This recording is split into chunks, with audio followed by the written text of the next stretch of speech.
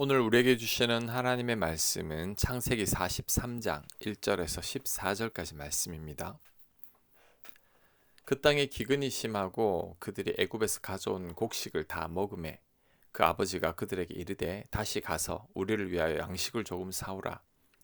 유다가 아버지에게 말하여 이르되 그 사람이 우리에게 엄히 경고하여 이르되 너희 아우가 너희와 함께 오지 아니하면 너희가 내 얼굴을 보지 못하리라 하였으니 아버지께서 우리 아우를 우리와 함께 보내시면 우리가 내려가서 아버지를 위하여 양식을 사려니와 아버지께서 만일 그를 보내지 아니하시면 우리는 내려가지 아니하리니 그 사람이 우리에게 말하기를 너희의 아우가 너희와 함께 오지 아니하면 너희가 내 얼굴을 보지 못하리라 하였음이니이다. 이스라엘이 이르되 너희가 어찌하여 너희에게 또 다른 아우가 있다고 그 사람에게 말하여 나를 괴롭게 하였느냐. 그들이 이르되 그 사람이 우리와 우리의 친족에 대하여 자세히 질문하여 이르기를 너희 아버지가 아직 살아 계시느냐 너희에게 아우가 있느냐 하기로 그 묻는 말에 따라 그에게 대답한 것이니 그가 너희의 아우를 데리고 내려오라 할 줄을 우리가 어찌 알았으리까. 유다가 그의 아버지 이스라엘에게 이르되 저 아이를 나와 함께 보내시면 우리가 곧 가리니 그러면 우리와 아버지와 우리 어린 아이들이 다 살고 죽지 아니하리이다. 내가 그를 위하여 담보가 되오리니 아버지께서 내 손에서 그를 찾으소서. 내가 만일 그를 아버지께 데려다가 아버지 앞에 두지 아니하면 내가 영원히 죄를 지으리라. 우리가 지체하지 아니하였더라면 벌써 2번 갔다 왔으리이다. 그들의 아버지 이스라엘이 그들에게 이르되 그러할진대 이렇게 하라.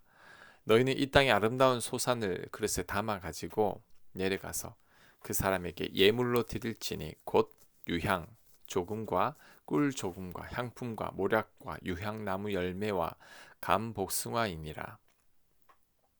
너희 손에 갑절의 돈을 가지고 너희 자루 아귀에 도로 넣어져 있던 그 돈을 다시 가지고 가라. 혹 잘못이 있었을까 두렵도다. 내 아우도 데리고 떠나 다시 그 사람에게로 가라. 전능하신 하나님께서 그 사람 앞에서 너희에게 은혜를 베푸사 그 사람으로 너희 다른 형제와 베냐민을 돌려보내게 하시기를 원하노라.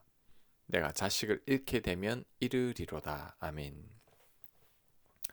어제 본문에서 베냐민을 애굽으로 데리고 가야 한다는 말에 야곱이 결사적으로 반대했습니다. 하지만 양식이 또 떨어지자 유다가 아버지 야곱을 설득합니다. 베냐민이 가야지만 우리 가족들이 굶어 죽지 않습니다. 혹 자신이 베냐민을 데리고 오지 못한다면 자신이 모든 책임을 지겠다고 말합니다. 유다의 이 말에 야곱이 결국 흔들립니다. 왜냐하면 가족들이 다 굶어 죽게 됐기 때문이죠. 지난번에 러우벤이 아버지 야곱을 설득하려고 했지만 그때는 너무 황당한 설득이었습니다. 베냐민을 데리고 오지 못하면 르벤은 자신의 아들을 죽이라고 했는데 어떻게 야곱이 손자를 죽입니까? 말이 안 되는 소리고 설득력이 없죠. 홧김에 한 말 같습니다. 하지만 유다의 말은 신뢰가 가는 말이죠. 베냐민이 가지 않으면 가족들이 다 굶어 죽게 되고 그래서 유다가 반드시 베냐민을 다시 데리고 오겠다고 하면서 자신이 모든 책임을 지겠다고 하니까 야곱은 유다의 말을 믿어보기로 작정한 겁니다. 그런데 유다처럼 이런 말을 하는 게 쉽지 않습니다. 모든 책임을 내가 진다는 것은 결코 쉬운 일이 아닙니다. 왜냐하면 사람들은 원래 책임지는 일을 하려고 하지 않기 때문이죠. 책임이라는 짐이 너무나 무겁습니다. 이번에 이태원 참사 후에 언론의 보도를 봐도 사람들이 책임을 회피하려는 것을 볼 수 있죠. 내 잘못이 아니라 누군가의 잘못이라는 겁니다.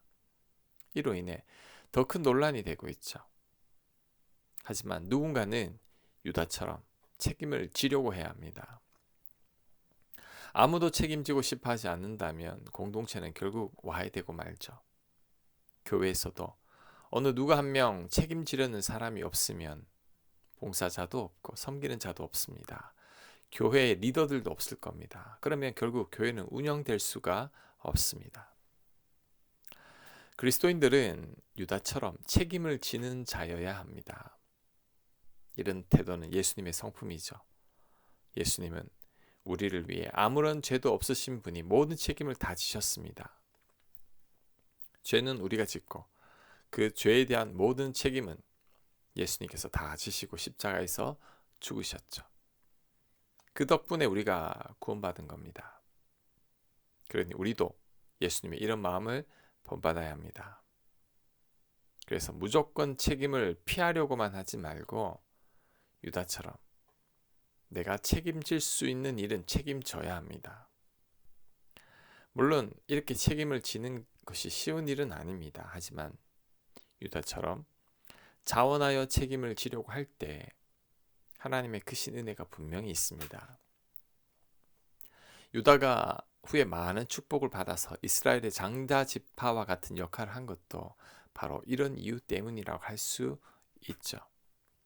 다윗의 조상이 되고 그리스도의 조상이 된 것도 유다가 적극적으로 나서서 책임을 지려고 했기 때문이죠. 그리고 책임을 지는 것이 꼭 힘들기만 한 것은 아닙니다. 책임을 지는 것이 주는 유익도 있습니다. 책임을 지는 자리에서 우리는 많은 것을 배울 수 있습니다. 그래서 책임을 지다 보면 사람들과 부딪히기도 하지만 그로 인해 내가 깎이고 연단됩니다. 결국 책임을 지면서 내가 성장하고 성숙하게 됩니다. 그러니 책임지지 않으려고 피해 다니기만 하기보다 자원해서 유다처럼 책임을 져 보시기 바랍니다. 하나님의 더 크신 은혜가 분명히 있습니다. 자, 그 다음 야곱의 마지막 고백에 대해서 살펴보고자 합니다. 14절만 한 번 더 읽겠습니다. 전능하신 하나님께서 그 사람 앞에서 너희에게 은혜를 베푸사 그 사람으로 너희 다른 형제와 베냐민을 돌려보내게 하시기를 원하노라. 내가 자식을 잃게 되면 이르리로다. 아멘. 지금까지 야곱이 이런 고백을 한 적이 없습니다. 일평생 자신의 힘과 꾀로만 살았던 야곱인데 야곱이 드디어 하나님 앞에 굴복한 거죠. 고집과 집념과 집착의 인간 야곱이 드디어 하나님을 전적으로 의지하고 하나님께 맡기는 순간입니다. 지금 이 순간은 과거의 야곱이 약복 강가에서 천사와 씨름할 때와는 또 다른 겁니다. 과거에는 하나님을 전적으로 믿지 못해서 천사 붙들고 발버둥을 친 거죠. 그래서 하나님이 대신 져준 겁니다. 하지만 지금은 하나님께 전적으로 맡기고 있습니다. 하나님 뜻에 따르겠다고 고백한 겁니다. 야곱도 이제 지쳤습니다. 더 이상 자신의 힘으로 버텨낼 수가 없습니다. 이제는 사랑하는 아들 베냐민도 포기했고 하나님께 다 맡겨버렸습니다. 내가 자식을 잃게 되면 이르리로다. 하나님의 뜻을 받아들이고 하나님께 다 맡기겠다는 고백인 거죠. 지금 야곱이 베냐민을 포기하는 순간은 아브라함이 사랑하는 아들 이삭을 모리아 산에서 하나님께 바치는 순간과 같은 겁니다. 하나님, 베냐민을 이제 하나님 손에 맡깁니다. 이제 하나님 뜻대로 하십시오. 이제 더 이상 저는 버틸 힘이 없습니다. 하나님, 저를 불쌍히 여겨 주십시오. 야곱이 평생 처음 하나님을 의지하고 하나님께 모든 것을 맡기고 있습니다. 그런데 이후의 결과는 우리 모두가 잘 알고 있듯이 죽은 줄로만 알았던 요셉을 만나게 됩니다. 야곱이 그 후에 깨달았을 것입니다. 하나님께서 나를 이렇게 보호해 주실 건데 내가 하나님을 지금까지 믿지 못하고 살았구나. 오늘 야곱을 통해서 우리들의 믿음을 돌아봐야 합니다. 우리들 대부분도 과거의 야곱처럼 하나님을 믿어오고 있습니다. 입술로는 하나님을 믿는다고 하지만 우리가 전적으로 하나님을 신뢰하지는 않고 있습니다. 그래서 내 뜻대로 안 되거나 내 계획대로 안 되면 우리가 심히 낙심하죠. 내 눈에 보이는 상황이 나빠지면 금방 불안해하고 두려워합니다. 삶의 문제를 만나면 불평과 원망이 저절로 막 터져 나오죠. 그런데 이것은 하나님을 믿는 게 아닙니다. 야곱처럼 내 꾀를 믿고 내 주변 사람들을 믿고 내 돈을 믿고 눈에 보이는 것들을 믿는 겁니다. 우리는 야곱을 통해 깨달아야 합니다. 이제는 오늘 본문의 야곱처럼 전적으로 하나님께 맡기고 하나님만을 의지해야 합니다. 내가 자식을 잃게 되면 잃으리로다. 내가 죽으면 죽으리로다. 나의 모든 것을 다 잃게 된다고 할지라도 하나님만을 신뢰하겠다는 결단을 해야 합니다. 그리 아니하실지라도 감사할 수 있어야 합니다. 그럴 때 하나님께서 반드시 책임지실 겁니다. 인생 살다 보면 우리 뜻대로 안 될 때가 많습니다. 내가 사랑하고 소중하게 여기는 것들을 잃어버릴 때도 있습니다. 한 치 앞도 보이지 않아서 한 발자국도 나아갈 수 없을 때도 있을 겁니다. 하지만 이때도 나를 향한 하나님의 사랑은 변함이 없습니다. 하나님의 사랑은 나를 죽기까지 사랑하신 사랑입니다. 우리는 이 사랑만을 믿어야 합니다.